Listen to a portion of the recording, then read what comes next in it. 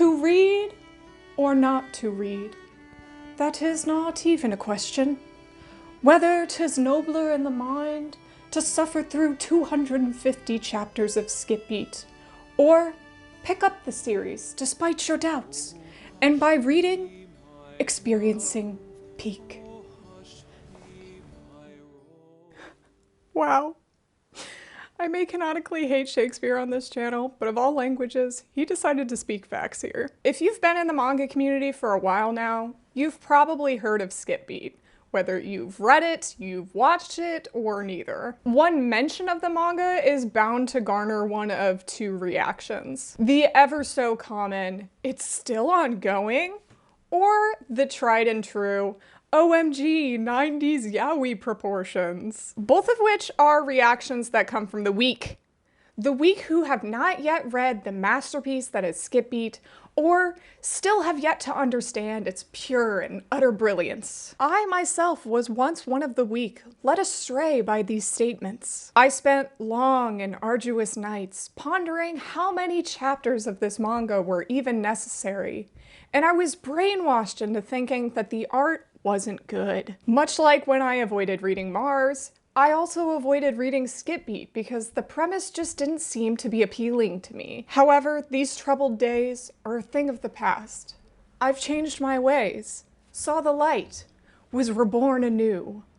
I started reading skip beat, and so should you. It was around mid-October that I began my journey of reading skip beat. This just seems to be a common occurrence for me now, but I missed out on the skip beat train when I was a kid, so I'm playing catch up. Even though this manga came out in English in 2006, which is the exact year I started reading manga, I never saw this one at my library. I honestly don't even know if I had heard about skip beat prior to getting back into manga until a friend of mine, the skip beat Steph, would always talk about it. For being such an iconic and long-running series, the fact that I didn't really know about it until now makes me want to remove my shoujo connoisseur badge. I've since jumped on the bandwagon, obviously, but it just sucks because I would have loved to have been a fan of this series for the long haul like so many have. As an apology for the skip beat fans, though, for not being on the ground floor for this series, I'm gonna try and get other people into it too. Skip beat is an acting-focused drama shoujo created by Yoshiki Nakamura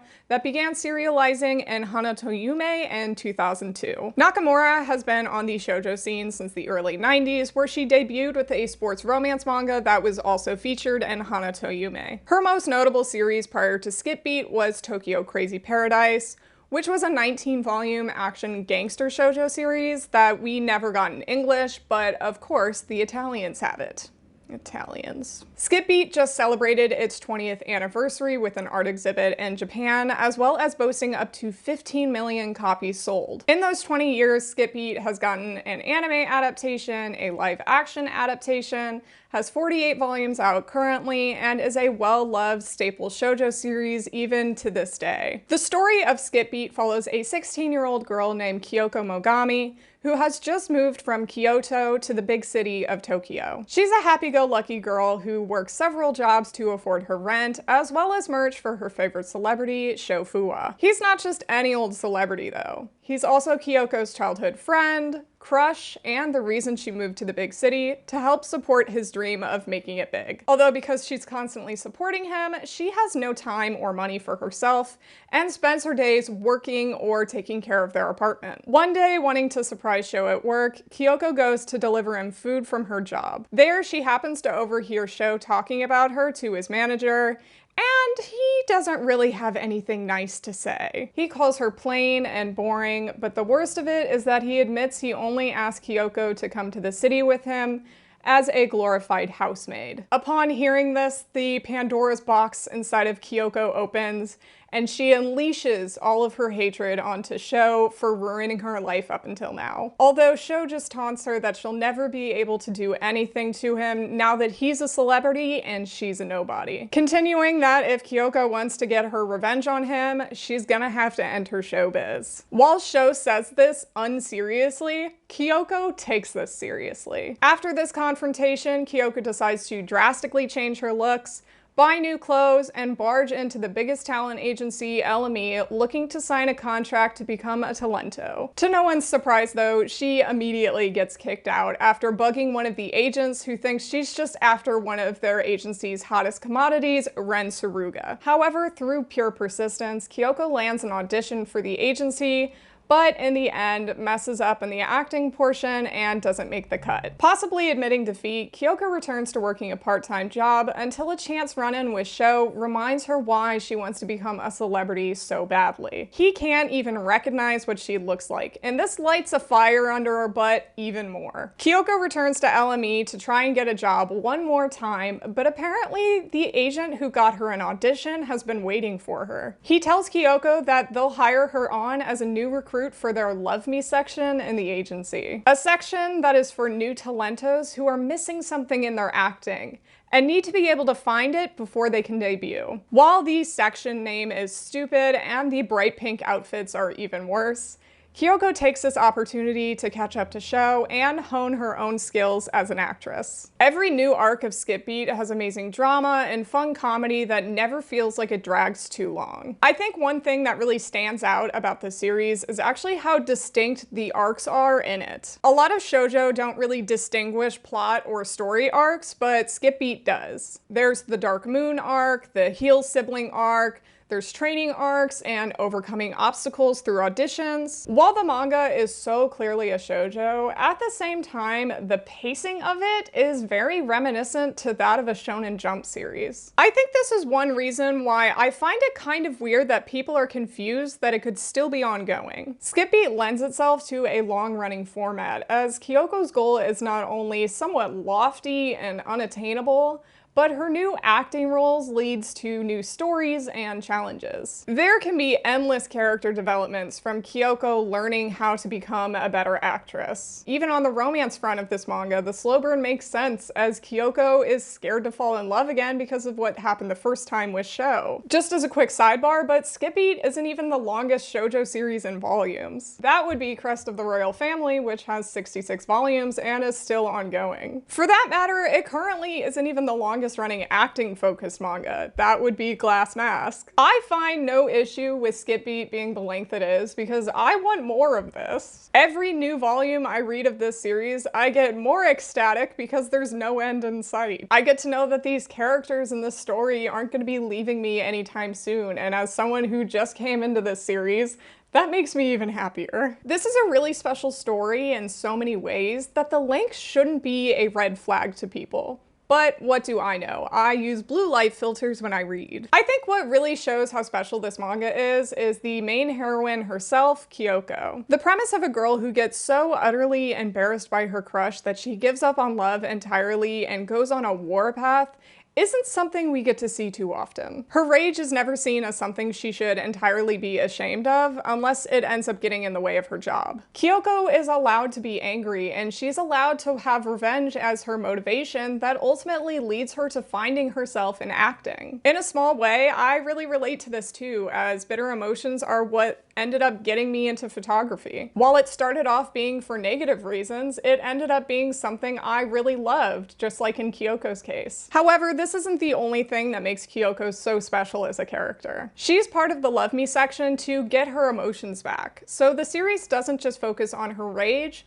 but also on her recovery and being whole again. Kyoko starts off the series not knowing who she is because she's dedicated her entire life to a guy that doesn't even care for her. But through acting and expanding her horizons, she begins to learn more about herself. She finds out how much fun acting is and how putting herself into all kinds of new roles is helping her find meaning in life again. Kyoko is just an incredibly endearing main character that you can't help but root for at every turn. She has every reason up to this point to think that the world is out to get her, but she never lets that entirely get her down. She's constantly getting right back up and trying again despite all the odds going against her. I would touch on Kyoko's family situation, but where I'm at in the manga, it doesn't really go into that in depth just yet. Still though, the more you learn about her as the manga goes on, the more you can't help but fall in love with her as a character. The other character that makes this manga so special is my baby girl, my rotten soldier, my sweet cheese, Ren Tsuruga. This man,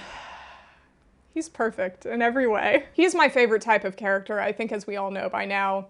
Very sweet with like a sordid past to give him a little bit of edge. It's so funny because I really didn't think that I was going to love him as much as I do. When he first appeared, he seemed like he was just going to be straight-laced and mean to Kyoko, and while he was, he quickly softens on her as he learns more about her and what she's going through. When he smiles his heavenly smile at her, I too melt to the floor. Unfortunately, I don't want to talk about this, but I know if I don't say anything about the art style or how Ren looks in the series, I'm gonna get a bunch of comments saying he looks like a triangle or whatever. I am firmly of the belief that I don't think he looks that bad, or any characters for that matter. It's stylistic art, it's reminiscent of fashion sketches, and if the art and skip beat is so horrible that you miss out on this amazing series, then your loss. I'll be over here admiring the beauty and grace of Ren Tsuruga with my fellow skip-beatians.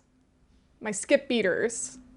Anyway, Ren isn't just a pretty face though, because his personality and his character development is amazing. We pretty quickly find out that Ren was a boy from Kyoko's past who gave her a rock that she still carries to this day. Since we get this information pretty quickly, we can also piece together what Kyoko has already said about this boy from her past. Meaning that we know that Ren did not have an easy childhood when he was growing up. We know that he was somehow held back by his father and therefore struggled a lot because of this as a kid, which is a very nuanced part of his development as the series goes on. It's also shown how Ren hides his real personality behind his professional acting facade because he doesn't want anyone to get to know him deeper than a surface level. With all this information at hand, that's what makes him opening up to Kyoko even that more precious. She can pull out the vulnerability from him that he's been hiding deep within himself for years prior. Their interactions between each other are always really sweet, as they can help each other improve as actors and people. Kyoko, despite thinking that Ren hates her at first, still helps him with a line in his script, although disguised as a chicken at the time. She also helps remind him to eat meals, as Ren most likely has some form of ED. At the same time, Ren helps Kyoko as well. He gives her advice on how to push herself to become a talented actress and doesn't sugarcoat his words when need be. Also giving her a safe space to vent her anger or frustration, since she often feels like she shouldn't burden others. The slow burn between these two makes so much sense since neither feel like they're ready for love or relationships yet. Kyoko is still clearly wary of love because of what happened with Sho, and Ren is also wary of love because he doesn't know if he deserves it. Both of them have an affection for each other that they don't know what to do with because their past traumas are keeping them from running in head first. Their dynamic is just another really endearing part of this manga because it's so nice to see them both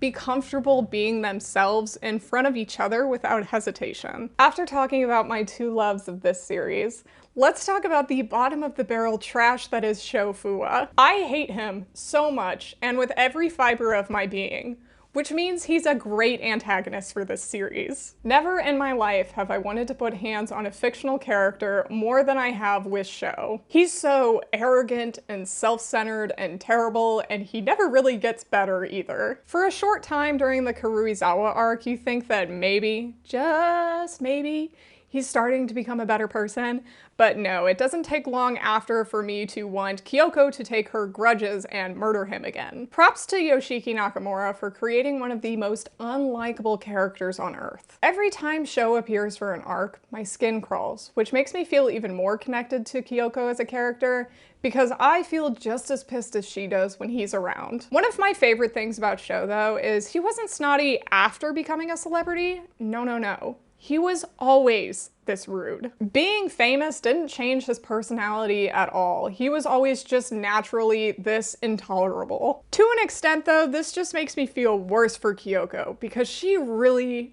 stuck with him in spite of this for all those years. While I do really hate him, I also kind of want him to become a better person in some capacity by the end of the series. Sho has been with Kyoko since they were kids, and I would love for him to at some point sincerely apologize to her. In no way do I want them to make up and be friends again, But I do want them to just have a mutual respect for each other and move on with those parts of their lives. I doubt, though, that the two could ever truly have nothing to do with one another, as they've both known each other for so long previously. However, I would happily accept an ending where Sho grows the fuck up and either leaves her alone or admits that he respects her like she deserves. Kyoko, Ren, and Sho are the big main characters of the series, but there's so many other side characters that are just as likable that get introduced throughout. You have Kanae, who is Kyoko's first friend, and slowly starts to genuinely care about Kyoko despite her tsundere